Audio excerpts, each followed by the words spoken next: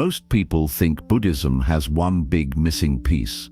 They ask, if there's no God in Buddhism, then who runs the universe? Who decides what's right? Who answers suffering? And here sits the twist. Buddhism doesn't begin with the question, who created everything? Buddhism begins with a far more personal question. Why do I suffer, and how do I end it? The Buddha wasn't trying to win debates about the sky. He was trying to free the human mind from fear, craving, and confusion. So today, I'm going to explain the real truth behind this topic, clearly, respectfully, and deeply, because Buddhism is not just belief. It's a path of seeing. And by the end of this video, you'll understand something powerful. Buddhism doesn't attack the idea of God. It simply doesn't need a creator to end suffering. Before we talk about God, creation, or cosmic beginnings, we have to understand something essential about the Buddha's approach. The Buddha did not sit beneath the Bodhi tree asking, who made the stars? He sat there asking, why does the human heart ache? When Gautama Buddha left his palace, he was not searching for a theory of the universe. He had already seen something that shook him more than philosophy ever could: old age, sickness, and death. He saw that no matter how powerful, wealthy, or intelligent someone is, they cannot escape loss. They cannot escape change. They cannot escape the quiet fear that everything they love will eventually slip away.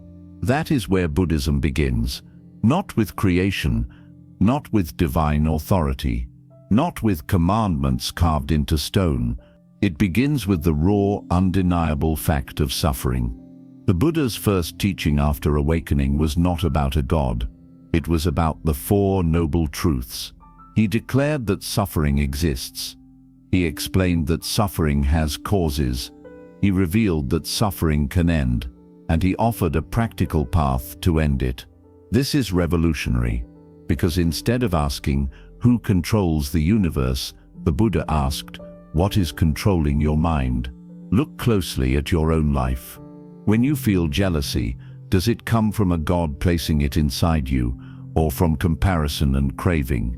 When you feel anxiety, does it descend from the sky, or does it arise from attachment to outcomes you cannot guarantee? When you feel heartbreak, is it divine punishment, or is it the pain of clinging to what was never permanent? Buddhism turns the spotlight inward. It does not deny that the universe is vast and mysterious. It simply says that debating its ultimate origin will not free you from anger, fear, or dissatisfaction. You can hold any belief about a creator and still be trapped in greed, hatred, and delusion. The Buddha saw that suffering is immediate. It is personal. It is happening now. If your house is on fire, you do not begin by arguing about who designed the building. You look for water. You look for an exit. You look for a way to survive.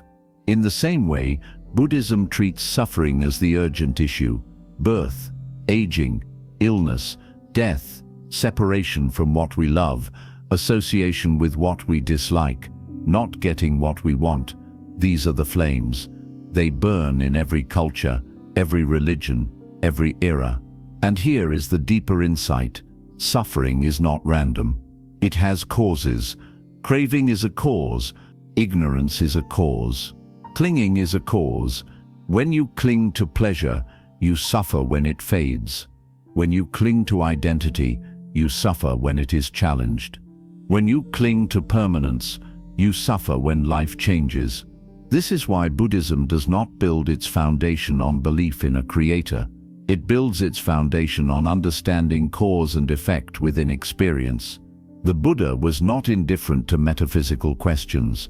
He simply recognized that they are secondary to liberation.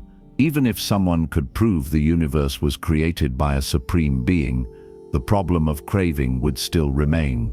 Even if someone could disprove it completely, jealousy and anger would still poison the heart. So Buddhism asks a more direct question. What are you doing right now that is creating your own suffering? Are you feeding resentment? Are you chasing approval, Are you resisting impermanence? The brilliance of this approach is that it gives power back to the individual. Liberation does not depend on pleasing a cosmic authority. It depends on seeing clearly how the mind works. When the Buddha taught in places like Sarnath after his awakening, he did not demand worship. He offered a method. Observe your breath. Observe your thoughts. Notice how sensations arise and pass away. Notice how desire forms and dissolves. Notice how the idea of I is constructed from changing processes. The deeper you look, the more you see that everything is conditioned, everything is impermanent, everything is interconnected. And once you see that clearly, something shifts. You stop demanding that reality behave the way you want. You stop blaming existence for being unstable. You begin to work with causes instead of fighting effects. This is why the God question is not central in Buddhism. It is not because Buddhism is aggressive or dismissive. It is because the Buddha aimed at the root of human dissatisfaction. If a person is drowning in the ocean, the urgent question is not who created water. The urgent question is how to breathe again. Buddhism is about breathing again. It is about stepping out of unconscious habits and into awareness. It is about replacing blind craving with wisdom. It is about realizing that suffering is not a life sentence. It is a pattern that can be understood and undone. When people ask, why don't Buddhists believe in God? They are often assuming that every spiritual system must begin with a supreme being. Buddhism begins somewhere else. It begins with the trembling of the human heart. It begins with the recognition that nothing lasts. It begins with the courage to look directly at suffering without myth, without distraction, without denial. And from that honest starting point, it builds a path, not of belief, but of awakening. Because in the end, the Buddha's concern was not who created the world. His concern was whether you can be free within it. Now we go deeper. If Buddhism does not center around a creator God, the real question is not just what the Buddha taught, but what he refused to teach. And this is where everything becomes powerful. Throughout his life, Gautama Buddha was repeatedly asked direct metaphysical questions. Is the universe eternal? Is it not eternal? Is there a supreme being? What happens to the enlightened one after death? Is the soul permanent? Is there an ultimate creator? And sometimes, to the shock of his listeners, he remained silent, not confused, not afraid, not evasive, silent. In spiritual history, that silence is louder than any sermon, because the Buddha understood something profound. The human mind loves metaphysical speculation, not because it leads to freedom, but because it feeds identity. We don't just ask, is there a God? We ask, is my view right? We don't just search for truth. We search for certainty that supports our ego. The Buddha saw that attachment to views is still attachment. Whether someone clings to the idea of a creator or clings to the denial of one, both can become mental prisons if grasped blindly. This is why Buddhism does not define itself through belief or disbelief in God. It defines itself through liberation from clinging. There is a famous teaching often called the parable of the poisoned arrow. A man is struck by a poisoned arrow. He is in agony. A surgeon is ready to remove it. But the man refuses treatment. He demands to know who shot the arrow. What caste was he from? What wood was the arrow made of? What feathers were used? From which direction was it fired? Before he gets his answers, he dies. The Buddha used this story to explain why certain questions, including metaphysical ones, are not useful for ending suffering. If you are pierced by craving, jealousy, fear, and delusion, the urgent matter is removing the poison. The Buddha was not building a cosmology. He was performing surgery on the human condition. Think carefully about this. If someone proves tomorrow that a creator exists, will that automatically remove your anger? If someone proves tomorrow that no creator exists, will that automatically dissolve your anxiety? The Buddha saw that suffering continues regardless of belief, and so he aimed at the root, ignorance of how the mind creates suffering. In places like Rajya and Sravasti, he taught kings, monks, merchants, and ordinary villagers. He did not gather followers by promising divine reward. He taught them to observe impermanence. He taught them to watch sensations arise and pass. He taught them to see craving forming in real time.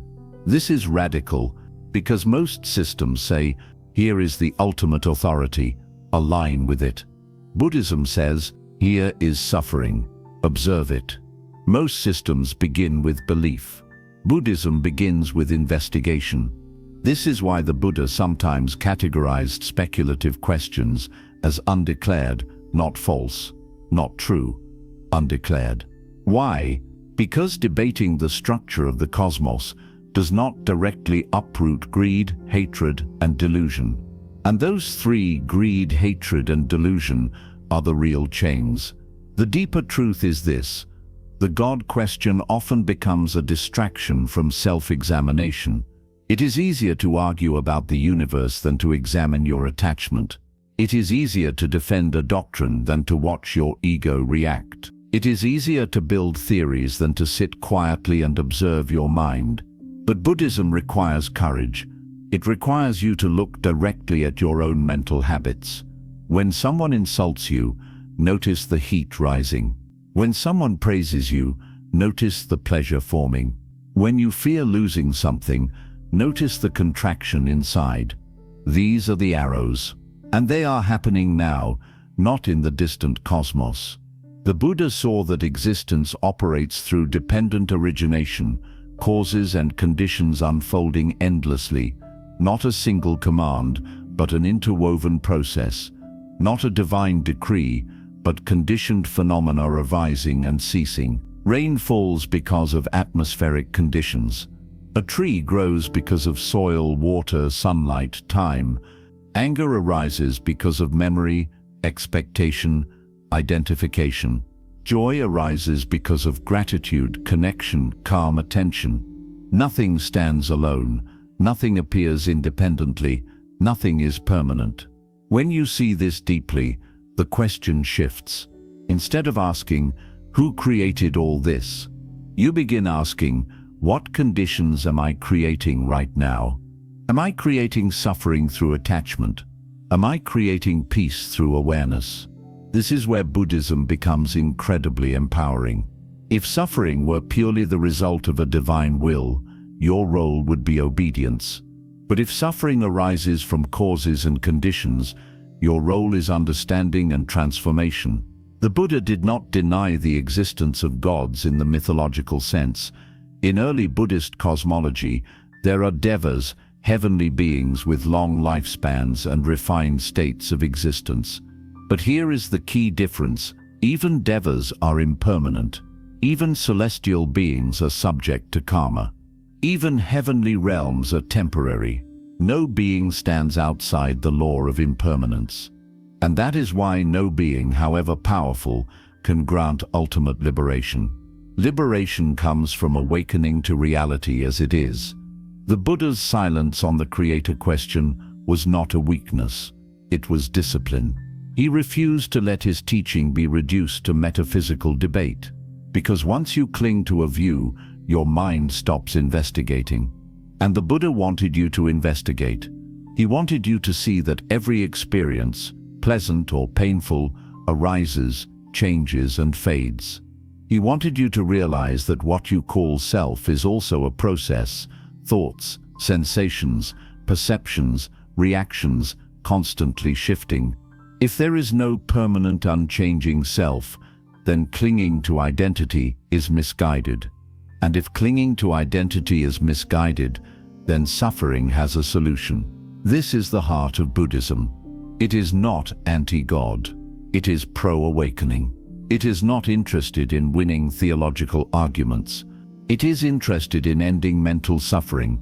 The Buddha did not say, believe me. He said, in essence, come and see. Test the teachings. Observe your experience. Notice whether craving increases suffering. Notice whether mindfulness reduces it. This is why Buddhism is sometimes described not as a religion of belief, but as a path of direct insight. When people ask, why don't Buddhists believe in God? They are often expecting a simple rejection. But the truth is subtler and deeper. Buddhism does not center the creator question because it does not see it as necessary for liberation. It centers awareness, it centers compassion, it centers wisdom, and it invites you to look not at the sky for answers, but at your own mind. Because in the Buddha's view, the greatest mystery is not who created the universe. The greatest mystery is how the mind creates suffering and how it can finally let it go. To truly understand why Buddhism does not revolve around a creator God, we must go into one of its deepest and most sophisticated teachings, a teaching so profound that even today philosophers struggle to fully grasp it. That teaching is dependent origination. In Pali it is called paticca samuppada, the principle that all phenomena arise in dependence upon causes and conditions. This is not a minor concept in Buddhism. It is the structural backbone of the entire philosophy. When Gautama Buddha awakened under the Bodhi tree, what he realized was not a divine voice speaking to him. It was not a revelation from a supreme being. It was the direct insight into how existence actually functions. He saw that nothing exists independently. Nothing appears from nothing. Nothing stands alone. Everything is conditioned, and this insight changes everything. Most creator-based models of the universe operate like this. There was a beginning. A supreme being created everything. All things depend on that being. Buddhism approaches reality differently. It does not begin with a first cause. It begins with an endless web of interdependent causes. Take something simple. A flower. Does the flower exist by itself? No. It exists because of soil, rain, sunlight, temperature, time, and countless invisible biological processes. Remove one condition and the flower changes or disappears. Now go deeper. Is the soil independent? No. Is the rain independent? No. Is the sunlight independent? No. Each condition is also dependent on other conditions. There is no isolated, permanent core behind the process. There is only interdependence. Now apply that to yourself. Your body exists because of food, genetics, air, water, and billions of biological interactions. Your thoughts exist because of memory, language, culture, conditioning, past experiences. Your personality exists because of countless causes stretching back through time. Where is the fixed, independent self in all of that? Buddhism says what we call self is a process, not a permanent entity. And if the self is a process, then suffering is also a process. And if suffering is a process, it can be interrupted. This is why Buddhism does not require a creator God to explain existence. It sees existence not as a single act of creation, but as a flowing river of causes and conditions. Think of waves in the ocean. Does a wave need a creator separate from water? Or does it arise naturally from wind, motion, gravity, and pressure? The wave appears, rises, falls, and disappears, but at no point does it exist independently from the ocean. In the same way, phenomena arise and pass based on conditions. There is no need for an external controller when reality itself functions as an interconnected system. This does not make reality cold or mechanical. In fact, it makes it more intimate. Because you are not separate from the web, you are part of it. Now let's take this further into suffering. The Buddha explained dependent origination not only in terms of physical existence, but in terms of psychological experience. He mapped out a chain of conditions that lead to suffering. Ignorance conditions mental formations. Mental formations condition consciousness. Consciousness conditions name and form. Name and form condition the senses. The senses condition contact. Contact conditions feeling. Feeling conditions craving. Craving conditions clinging. Clinging conditions becoming. Becoming conditions birth. Birth conditions aging and death, and therefore sorrow and despair. This is not theology. This is psychological causality. Notice something crucial. At no point in this chain is there a divine punishment. At no point is suffering described as the will of a supreme being. Suffering arises naturally from ignorance and craving. And because it arises from causes, it can cease when those causes are removed. This is revolutionary. If suffering were created or commanded by a god, the solution would be obedience or prayer. But if suffering arises from ignorance and attachment, the solution is wisdom and insight. That is the Buddhist path. And this is where the God question becomes secondary. Because dependent origination explains experience without needing a permanent creator. If everything arises from conditions, then even the idea of a creator would have to arise from conditions. If something were truly unconditioned and independent, it would not interact with conditioned reality, because interaction itself requires dependence. Buddhist philosophy carefully examines these implications. Instead of asking, what is the ultimate being behind existence, it asks, what is the structure of experience right now? When you feel anger, can you find a permanent core to it? Or do you find sensations, thoughts, memories, reactions, all shifting? When you feel joy, does it stay fixed? Or does it arise, peak, and dissolve? The deeper you observe, the clearer it becomes. Everything is impermanent. Everything is conditioned. Everything lacks a permanent essence. This teaching is called anicca impermanence and anatta non-self. These are not abstract doctrines. They are direct observations. And once seen clearly, they transform how you relate to life. If everything is impermanent, clinging becomes irrational. If there is no fixed self, ego loses its grip. If phenomena arise through conditions, responsibility becomes meaningful because changing conditions changes outcomes. In many traditions, morality depends on divine command. In Buddhism, morality arises naturally from interdependence.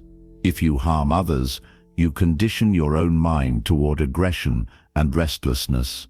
If you cultivate compassion, you condition your mind toward peace and clarity. You do not need a judge in the sky to make this true. It is observable. When you lie, does your mind become lighter or heavier?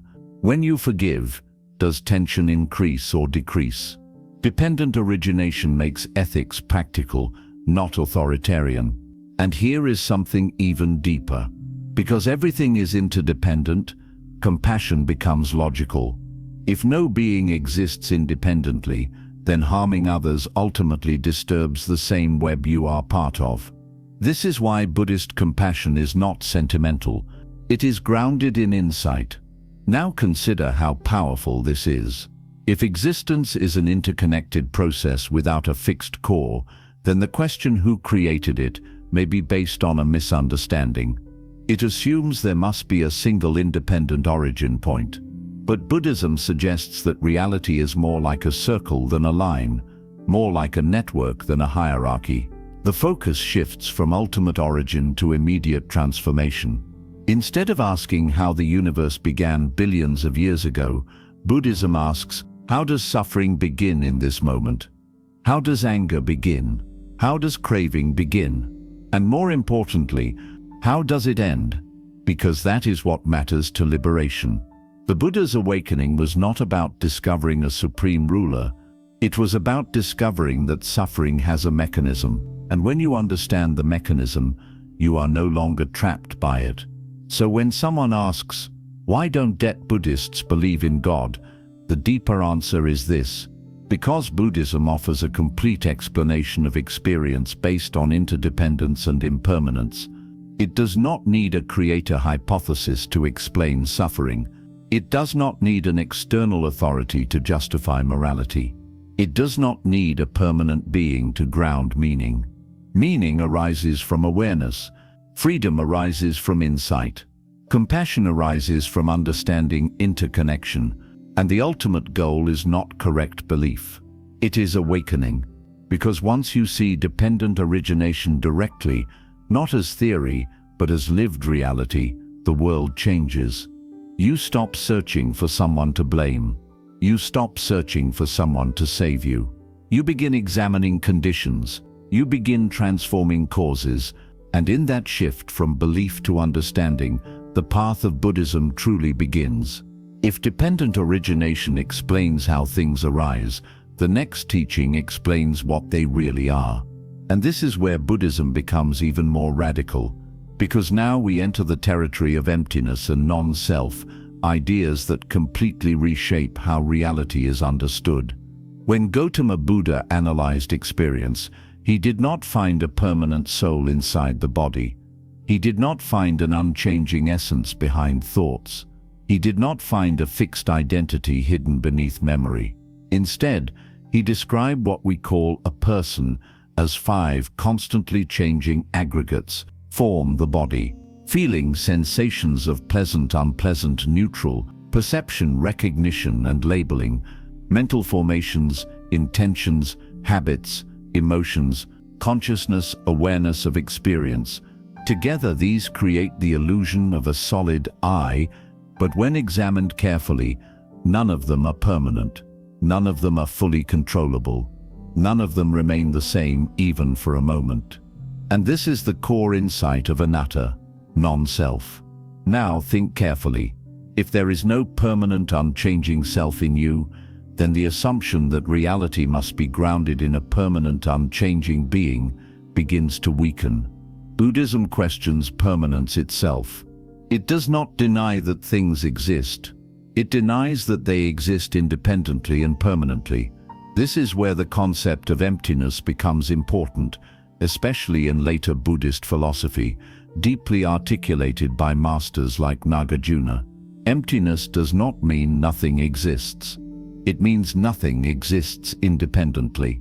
Everything is empty of fixed, self-existing essence. A tree is empty of independent existence because it depends on soil, rain, sunlight, time. A thought is empty of independence because it depends on memory, language, conditioning. A personality is empty of independence because it depends on countless influences. Now imagine applying this logic universally. If everything is empty of independent essence, then any concept of a completely independent, permanent creator would stand outside this interdependent structure. But Buddhism sees reality as a seamless web. To posit something fully independent and eternal raises a philosophical problem. If it is truly independent, how does it interact with dependent things? Interaction implies relation. Relation implies dependence. So instead of constructing an ultimate independent being, Buddhism dissolves the assumption that independence exists anywhere. This is not an attack on belief. It is a structural insight into reality. The Buddha's awakening did not reveal a supreme architect. It revealed that clinging to fixed views, including views of self, creates suffering. And this insight is deeply practical. Let's bring it back to daily life. When someone criticizes you, what hurts? Usually, it is the idea of a solid self being attacked. When someone praises you, what feels good? Usually, it is the idea of a solid self being affirmed. But if the self is seen as a changing process rather than a fixed entity, both praise and blame lose their power. You become less reactive. You become more free. This is why Buddhism does not base liberation on relationship with a creator. It bases liberation on insight into the empty, conditioned nature of all phenomena. And here is the profound turning point. If the self is empty of permanence, then suffering, which depends on attachment to that self, is also empty of permanence. This means suffering is not your identity. It is not your fate. It is not a divine sentence. It is a conditioned process that can dissolve when wisdom arises. This shifts spirituality from dependence to awakening. Instead of asking, "Who will save me?"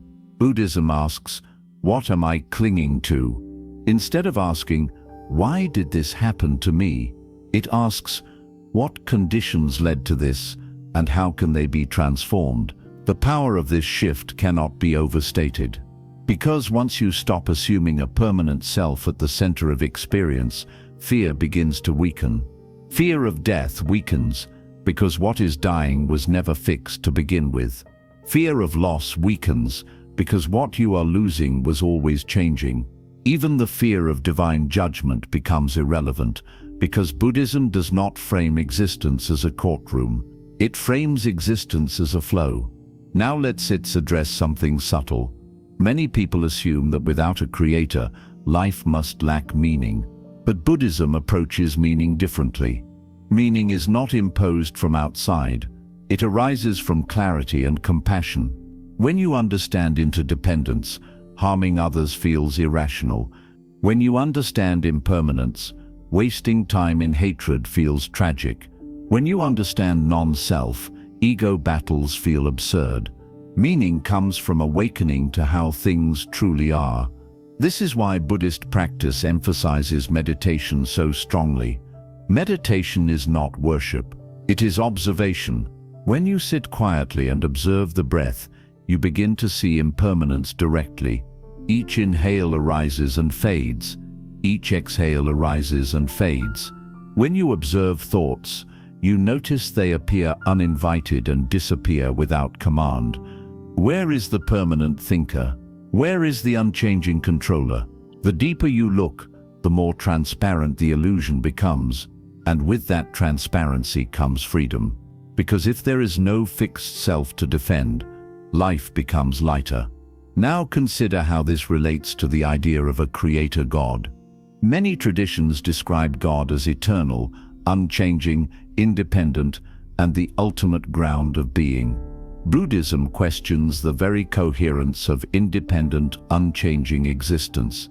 If everything we observe is conditioned and impermanent, positing an eternal independent entity becomes philosophically problematic within this framework. But again, Buddhism is not focused on disproving. It is focused on uprooting delusion. If belief in a creator leads someone to compassion and mindfulness, Buddhism does not wage war against it. But it does not rely on that belief for liberation. Liberation comes from seeing emptiness. Liberation comes from understanding that clinging to permanence, whether in self, objects, relationships, or metaphysical concepts, creates tension. And once that clinging relaxes, something extraordinary happens. Compassion deepens. Because when you see that you are not a separate, independent entity, the boundary between me and others softens. Suffering is no longer just personal. It is part of a shared human condition. This is why Buddhism can produce immense compassion without invoking a creator. Compassion arises naturally from interdependence. If we are part of the same web, harming you harms the web that includes me. Now imagine a world where spirituality is not about defending doctrines, but about reducing suffering through insight. That is the Buddhist vision. The Buddha did not present himself as divine. He presented himself as awakened.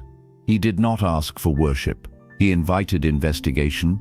He did not demand belief.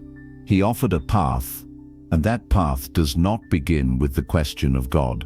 It begins with the question of suffering. It does not culminate in submission to a higher power. It culminates in freedom from ignorance. So when someone asks, why don't Buddhists believe in God?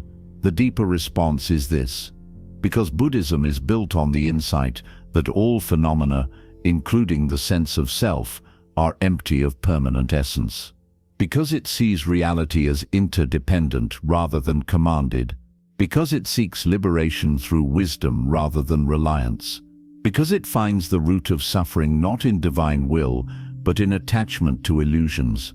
And once those illusions dissolve, the need for a cosmic explanation fades. What remains is clarity. What remains is compassion.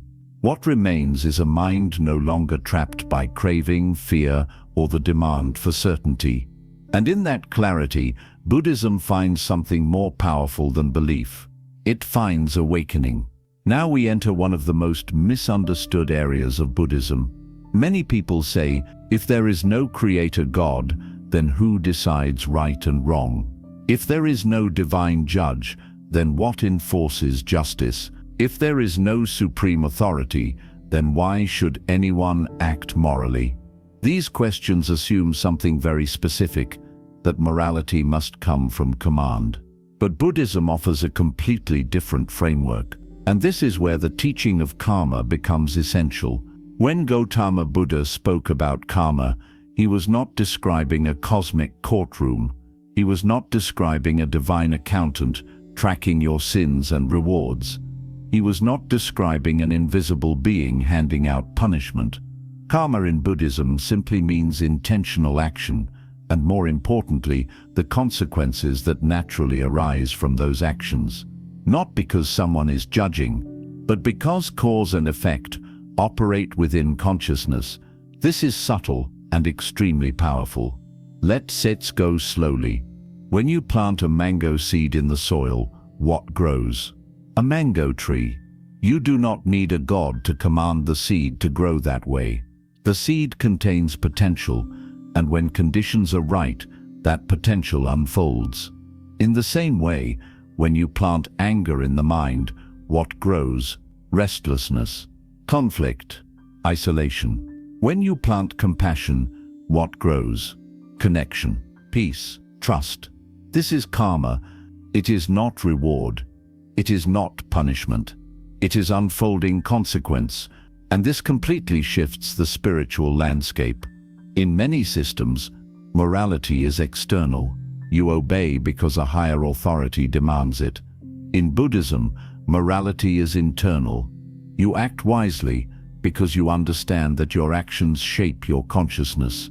If you lie repeatedly, what happens inside your mind? You condition it toward fear and fragmentation. You begin to guard your words. You begin to defend illusions. You strengthen delusion. If you speak truthfully, what happens? The mind becomes lighter. There is less inner conflict. Awareness sharpens. No divine judge is required for this process. It is observable. This is why Buddhism speaks of wholesome and unwholesome actions, not good and evil in the sense of eternal condemnation. Wholesome actions lead to clarity. Unwholesome actions lead to confusion. Wholesome actions weaken greed, hatred, and delusion. Unwholesome actions strengthen them. And greed, hatred, and delusion are the true hells in Buddhism, not places created by a deity, but mental states that burn the one who carries them. Now imagine this carefully. If someone commits cruelty, what happens? First, their mind must generate hatred or indifference. That hatred conditions their perception. Their perception becomes distorted. Their inner world becomes agitated. Even if no one punishes them, they live inside that conditioned mind. And that mind is suffering. This does not mean Buddhism ignores social justice or consequences. It simply grounds justice in cause and effect rather than divine decree. Actions ripple outward. Violence generates fear. Fear generates more violence. Compassion generates trust. Trust generates harmony. This is interdependence functioning ethically, and this is where the absence of a creator does not weaken morality, it deepens it. Because morality becomes a matter of wisdom, not obedience. You act skillfully, not because someone is watching, but because you see clearly how suffering arises.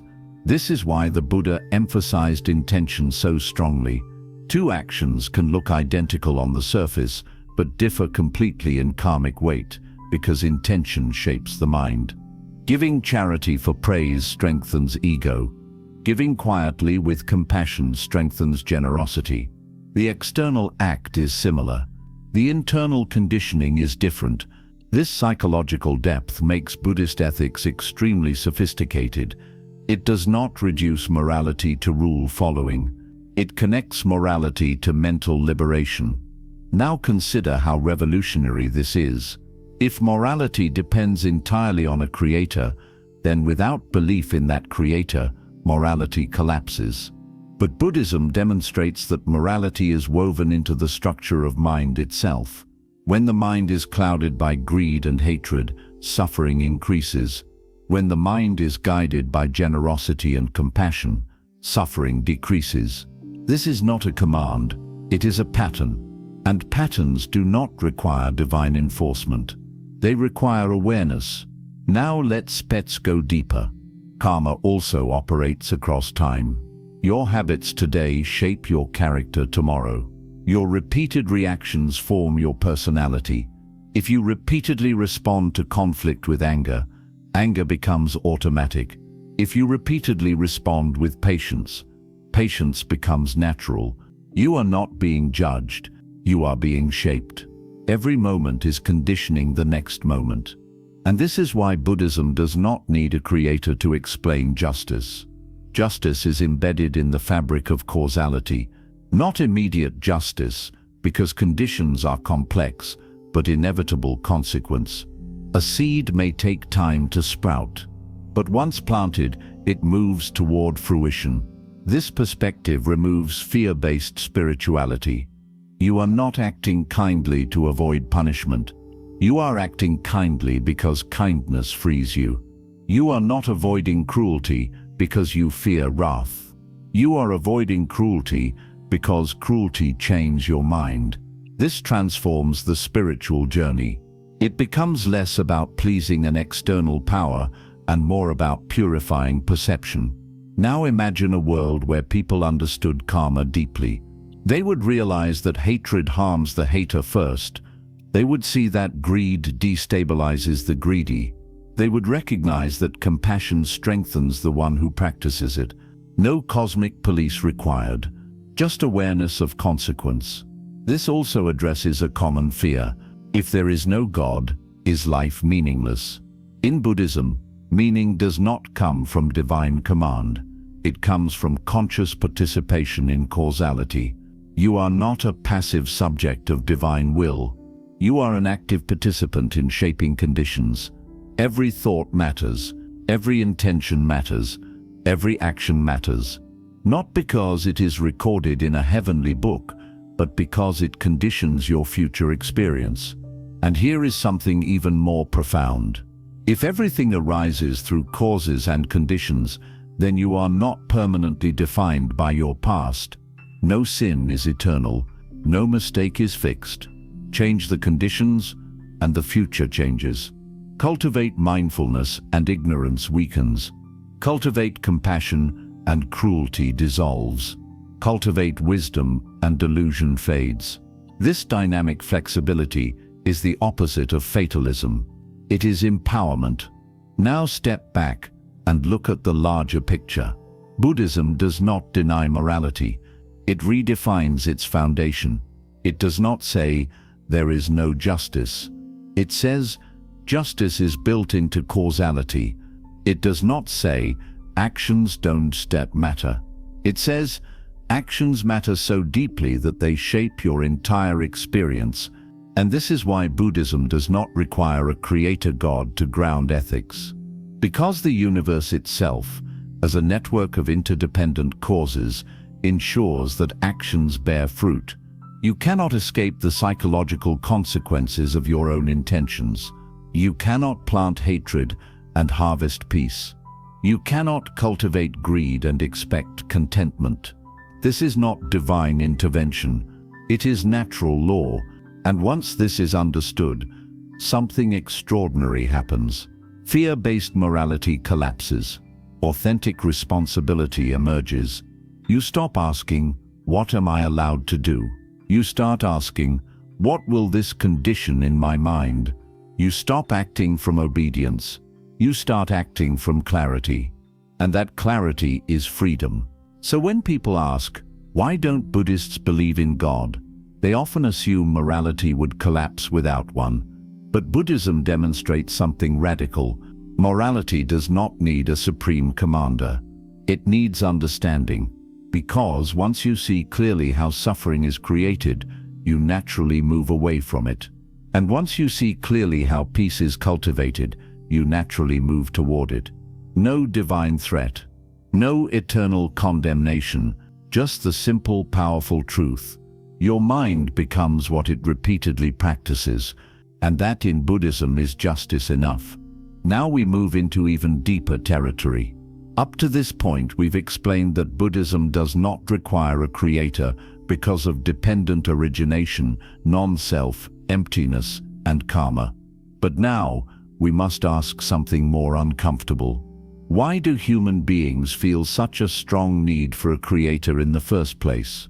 What is happening inside the mind that makes the idea of an all-powerful being so compelling?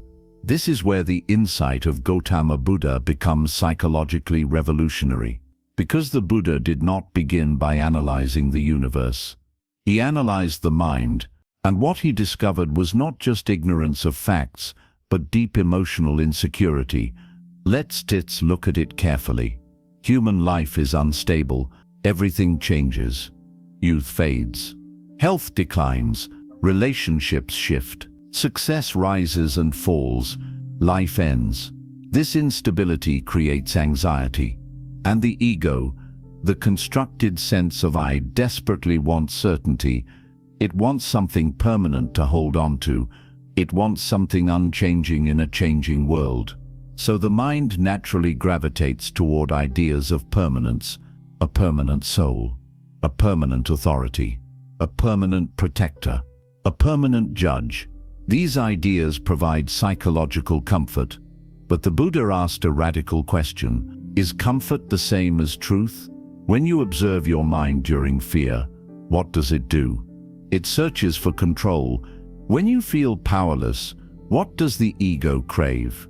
Security. When you face uncertainty, what does the mind want? Guarantees. The concept of a creator God often functions psychologically as the ultimate guarantee. Someone is in control. Someone has a plan. Someone ensures justice. Someone will fix things. The Buddha did not mock this impulse. He understood it deeply. But he saw that dependence on psychological comfort does not uproot suffering. It postpones investigation. Because if you believe a higher being ultimately manages reality, the urgency to examine your own craving can weaken. Buddhism shifts the focus entirely. Instead of seeking ultimate control outside, it asks, why do you need ultimate control at all? Look closely at craving. Craving is not just desire for objects. It is desire for stability, desire for certainty, desire for identity, desire for permanence. The mind says, I want this happiness to last forever. I want this relationship never to change. I want my beliefs to be absolutely correct. I want my existence to be secure. This clinging is the root of suffering. Now imagine applying that to belief itself. If belief in a creator becomes something you cling to for psychological safety, then that belief can become another attachment. Not because it is morally wrong, but because clinging to anything produces tension. The Buddha's teaching is not anti-belief. It is anti-clinging, and clinging to certainty is one of the strongest attachments in the human mind. This is why the Buddha emphasized impermanence so relentlessly, not to depress people, but to liberate them. If everything is impermanent, then clinging to permanence creates friction. If everything is changing, demanding stability creates anxiety. Now consider this carefully. If there were an all-powerful being guaranteeing outcomes, would fear disappear? Or would humans still fear loss? Even believers in creator traditions experience jealousy, insecurity, anger, and grief, because suffering is rooted not in metaphysical belief, but in craving. The Buddha targeted craving directly. He did not attempt to secure the universe. He taught how to secure awareness. He did not attempt to guarantee outcomes. He taught how to release attachment to outcomes. This is psychologically profound. Because when you release attachment to control, fear weakens. When you release attachment to permanence, anxiety softens. When you release attachment to identity, conflict dissolves. Now let's go even deeper. The ego, the sense of a separate I, wants validation. It wants to feel significant. One way to feel significant is to believe you are specially chosen or protected by a supreme being. This can generate comfort and meaning, but Buddhism takes a different route. It says meaning arises not from being chosen, but from being conscious. You do not need cosmic favoritism to live meaningfully. You need awareness. When you act compassionately, meaning arises. When you understand suffering, meaning deepens. When you awaken from delusion, meaning transforms. Meaning becomes experiential, not theological. And this is why Buddhism does not frame salvation as divine rescue. It frames liberation as awakening. There is another psychological layer here. Humans fear death intensely. The idea of a creator often connects to the hope of eternal continuation, a permanent afterlife, a guaranteed identity beyond decay. But Buddhism examines death differently. It asks, what exactly are you afraid of losing? When you analyze the self carefully, body, sensations, perceptions, mental formations, consciousness, you see constant change already happening. The you of 10 years ago is gone. The you of yesterday has shifted. Identity is a process. So death, from the Buddhist perspective, is not the destruction of a permanent entity. It is the continuation of causality. Clinging to a permanent self creates fear of its destruction. Understanding non-self softens that fear. And when fear softens, the desperate need for eternal guarantees weakens. This does not make life meaningless. It makes life precious. Because if everything is impermanent, every moment matters. Because if there is no permanent identity to defend, compassion becomes easier. You do not need eternal reward to justify kindness. Kindness becomes its own clarity. Now step back and see what is happening. Buddhism is not arguing against a creator. It is dissolving the psychological structures that demand one.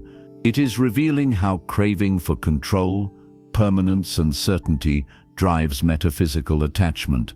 It is inviting you to face uncertainty directly. And here is the paradox. When you stop demanding certainty, peace increases. When you stop demanding control, anxiety decreases. When you stop demanding permanence, suffering weakens. The Buddha did not promise a controlled universe. He offered a liberated mind within an uncontrollable universe. That is far more radical, because external security can always collapse. Internal clarity can remain.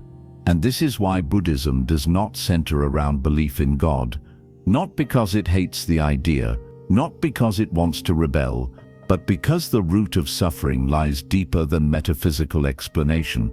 It lies in craving, and craving can attach to anything: money, status, relationships, identity, even spiritual ideas.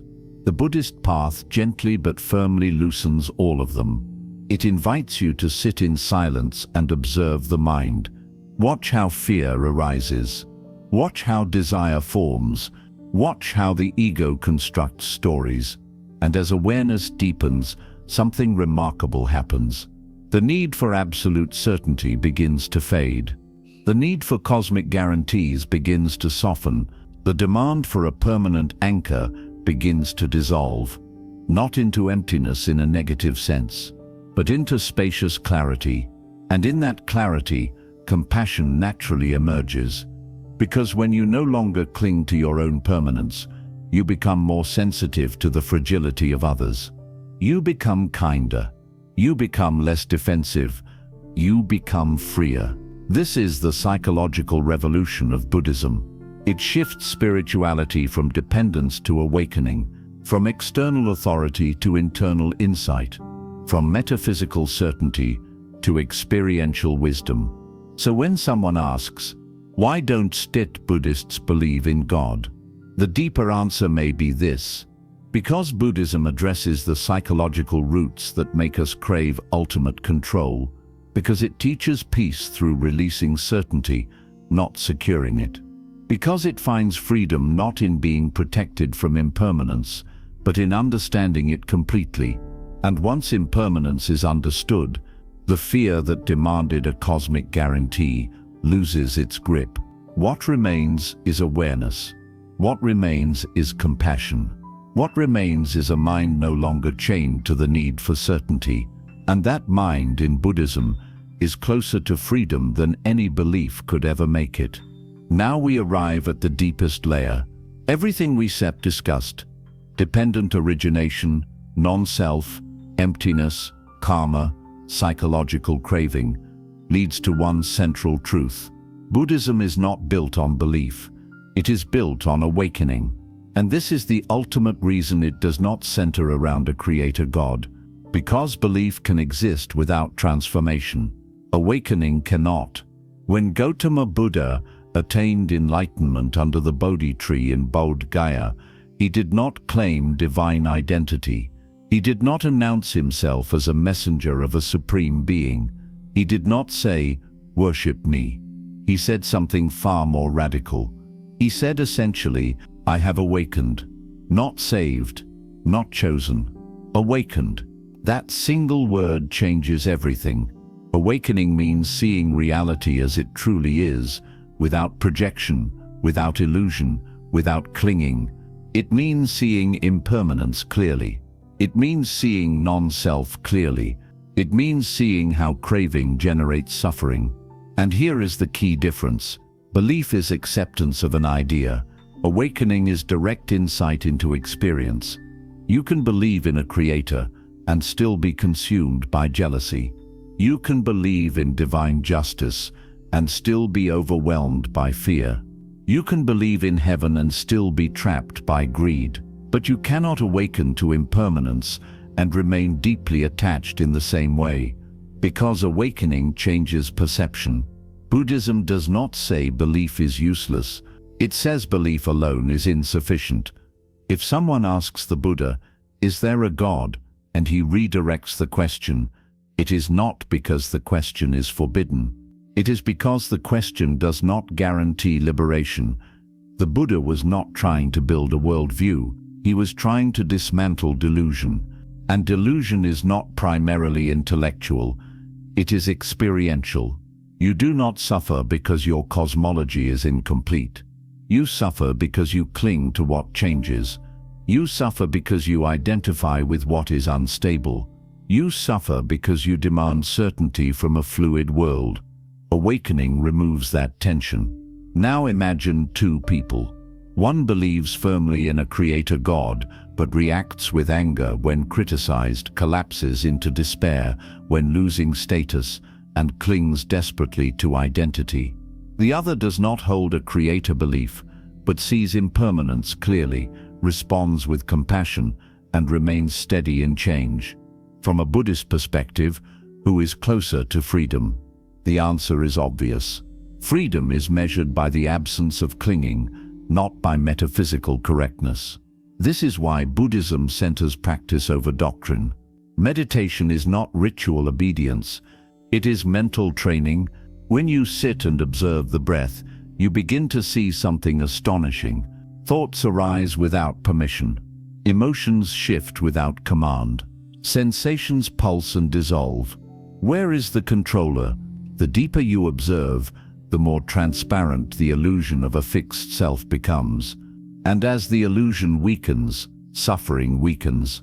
Because suffering depends on the belief in a solid me defending a solid world. Awakening reveals that both are processes. Now here is something even more profound.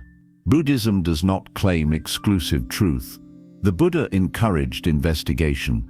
In one discourse, he advised people not to accept teachings blindly, not even his, simply because of tradition, authority, or scripture. Test them. Observe your experience. If a teaching reduces greed, hatred, and delusion, it is skillful. If it increases them, it is unskillful. This pragmatic approach is extraordinary. It shifts spiritual authority from external command to experiential verification. You do not need a creator belief to verify impermanence. You can see it directly. You do not need divine revelation to observe craving. You can feel it forming in real time. You do not need metaphysical certainty to practice compassion. You can test its effects immediately. And this leads to a powerful conclusion. Buddhism is less concerned with ultimate origin and more concerned with ultimate freedom. It does not attempt to explain why existence exists. It teaches how to exist without suffering. It does not promise eternal reward. It promises release from ignorance. It does not offer divine protection from impermanence. It offers understanding of impermanence so complete that fear dissolves.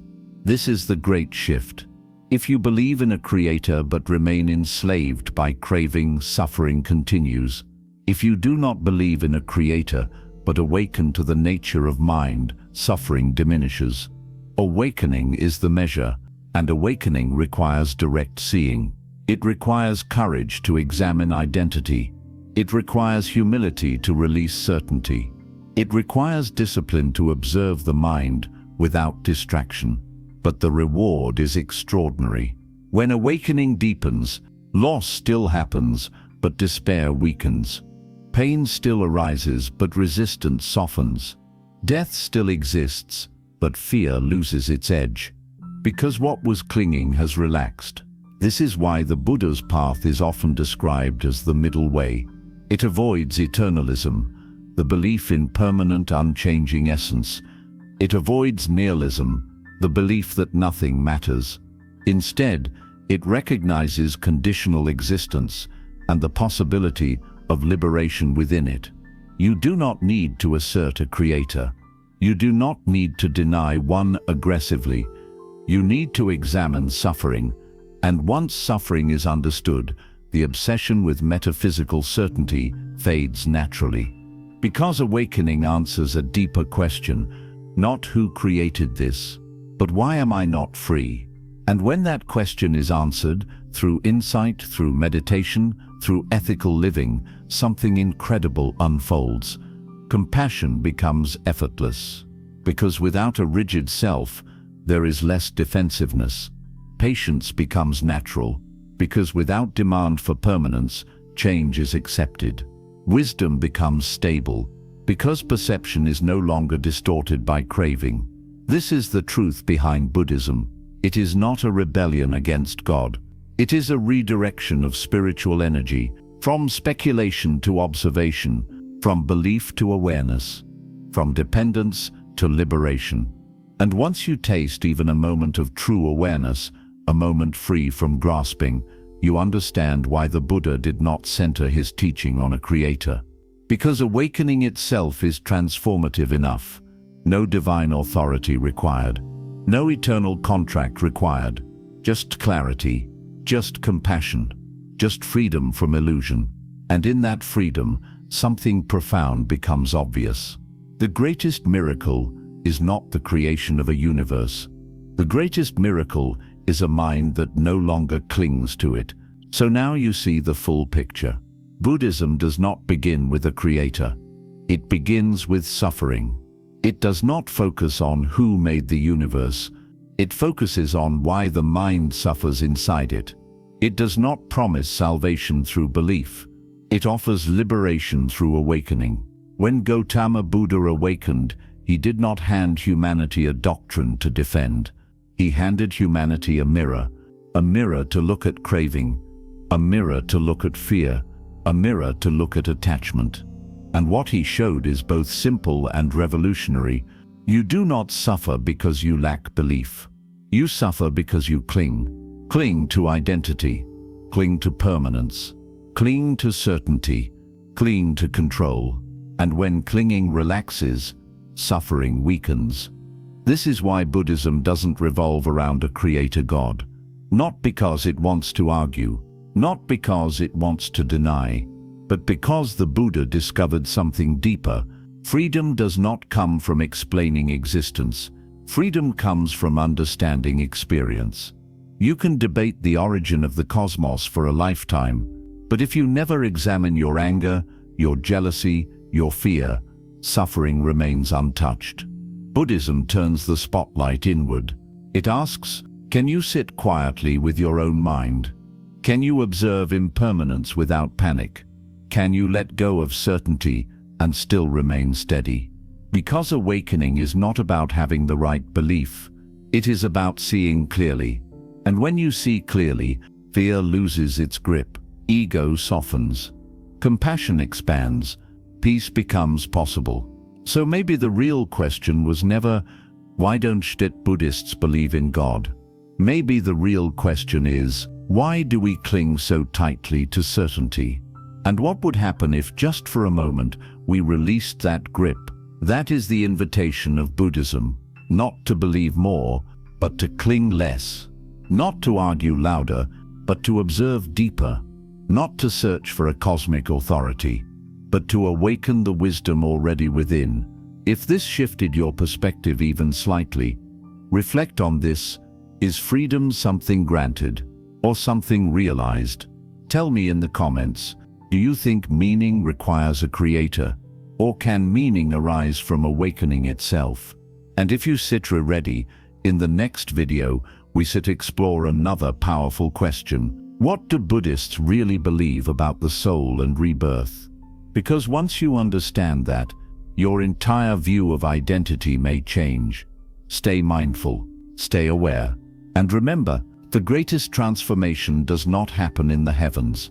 It happens in the mind.